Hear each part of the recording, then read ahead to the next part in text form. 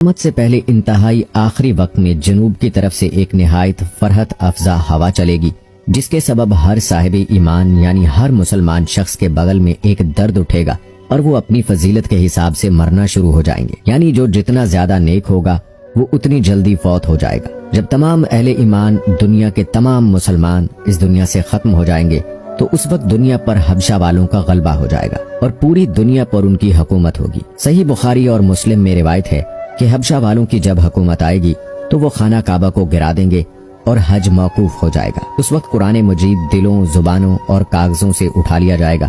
قرآن مجید کے تمام حروف آسمان کی طرف اٹھا لیے جائیں گے۔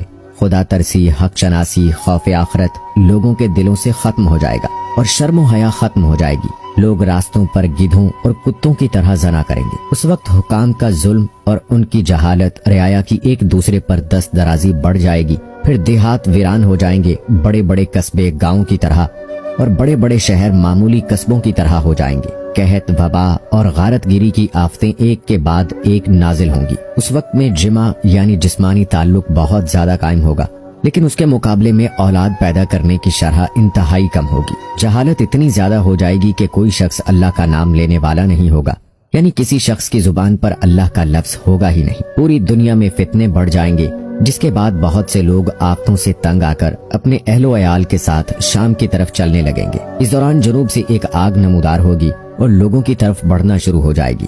لوگ اس آگ سے خوف کھا کر بے تحاشا بھاگنے لگیں گے۔ بھاگنے والے لوگ دوپہر کو تھک جائیں گے اور اپنی عاجزی کا اظہار کریں گے تو یہ آگ بھی ٹھہر جائے گی، جس کے بعد یہ لوگ آرام کریں گے۔ صبح ہوتے ہی آگ پھر ان لوگوں کا پیچھا کرے گی۔ انسان اس سے بھاگیں گے، یہ آگ ان کا اسی طرح پیچھا کرتے کرتے ملک شام تک پہنچا دے گی اور پھر غائب ہو جائے گی۔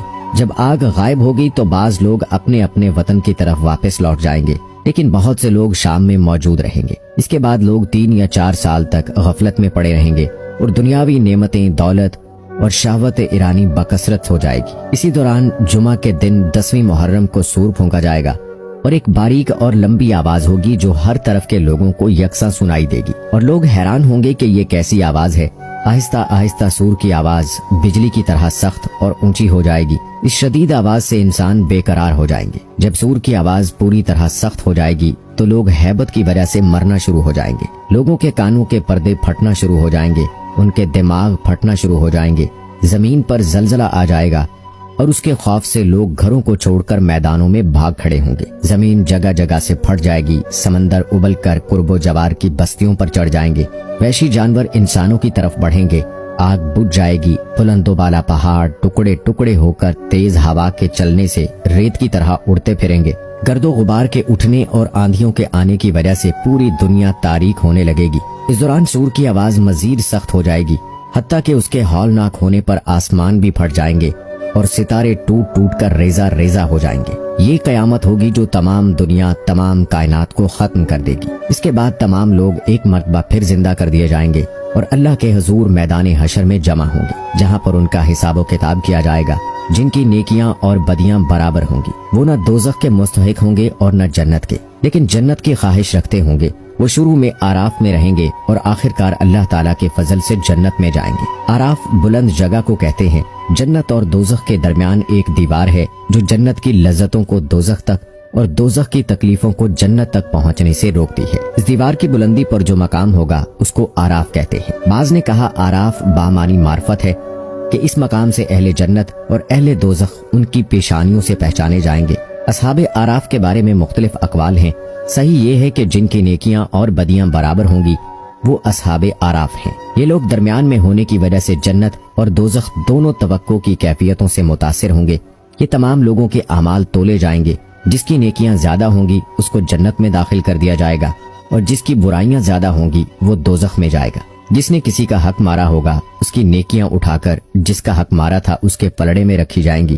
اللہ پاک فرماتا ہے کہ اس دن ذرا برابر کسی کے ساتھ زیادتی نہیں ہوگی۔ ہر انسان اپنے اپنے اعمال کا پورا پورا حقدار ہوگا۔ جس نے دنیا میں جو اعمال کیے اسی کی سزا یا جزا پائے گا۔ اللہ پاک ہم سب کو سمجھنے اور نیک اعمال کرنے کی توفیق عطا فرمائے، آمین۔ دوستو، ہم مسلمان ہونے کے ناطے ہر ایک بات جانتے ہیں۔ اللہ تعالیٰ نے قرآن پاک کے ذریعے سے، رسول پاک صلی اللہ علیہ وآلہ وسلم کی تعلیمات کے ذریعے سے ہمیں بتا دیا ہے کہ یہ دنیا فانی ہے۔ جس اللہ نے اس انسان کو اور اس تمام مخلوقات کو پہلی مرتبہ پیدا کیا ہے، اس کے لیے دوسری مرتبہ پیدا کرنا کچھ بھی مشکل نہیں ہے۔ اور بے شک ہر انسان کو، ہر ذی روح کو موت کا مزہ چکھنا ہے۔ ہمیں چاہیے کہ موت آنے سے پہلے اپنی تیاری کر لیں۔ قیامت تو ضرور آئے گی، لیکن جو مر گیا اس کے لیے تو قیامت آ ہی گئی۔ اس لیے ہمیں چاہیے کہ ہم ہر وقت، ہر دم، ہر پل اپنی زندگی کا ایک ایک لمحہ اللہ اور رسول اکرم صلی اللہ علیہ وآلہ وسلم کی تعلیمات کے مطابق گزاریں، کیونکہ یہی ایک کامیابی کا ذریعہ ہے۔ قرآن پاک کے ایک ایک حرف کو اگر سمجھ کر پڑھا جائے تو ہمیں اس میں کتنی تنبیہات کی گئی ہیں، برائی کون کون سی ہے، کن کن برائیوں سے بچنے کا کہا ہے، اور کون سے وہ نیک اعمال ہیں جن کے کرنے سے اللہ تعالی ہمیں آخرت میں دیدار محمد صلی اللہ علیہ وآلہ وسلم اور رسول اکرم صلی اللہ علیہ وآلہ وسلم کے ہاتھوں حوض کوثر پینا نصیب فرمائے گا، وہ سب کچھ بتا دیا ہے۔ ابدی زندگی کی کامیابی کا ذریعہ قرآن پاک میں بیان کیا گیا ہے، اس لیے ہمیں چاہیے کہ قرآن پاک کی تلاوت کریں اور با ترجمہ پڑھیں تاکہ ہم اللہ تعالیٰ کی بتائی گئی باتوں کو صحیح طریقے سے سمجھ سکیں۔ اور اسی طرح دوستو، جتنا ہو سکے رسول پاک صلی اللہ علیہ وآلہ وسلم کی زندگی کو پڑھیں، کیونکہ جتنا ہم ان کی زندگی کو پڑھیں گے اتنا ہم جانیں گے، اور کوشش کریں کہ اسی پر عمل کر کے اپنی اس دنیاوی زندگی کو گزاریں، کیونکہ یہ دنیا فانی ہے اور ایک دن سور پھونکنے سے یہ ختم ہو جائے گی۔ اور اگر کامیابی کا راستہ ہے تو وہ دین اسلام ہی ہے، جو نہ صرف اس دنیا میں ہمیں کامیابی دلاتا ہے بلکہ ہماری آخرت بھی کامیاب بناتا ہے۔ اللہ سے دعا ہے کہ اللہ تعالی ہمیں اپنے اور رسول اکرم صلی اللہ علیہ وآلہ وسلم کے بتائے ہوئے طریقوں کے مطابق زندگی گزارنے کی توفیق عطا فرمائے۔ آمین ثم آمین۔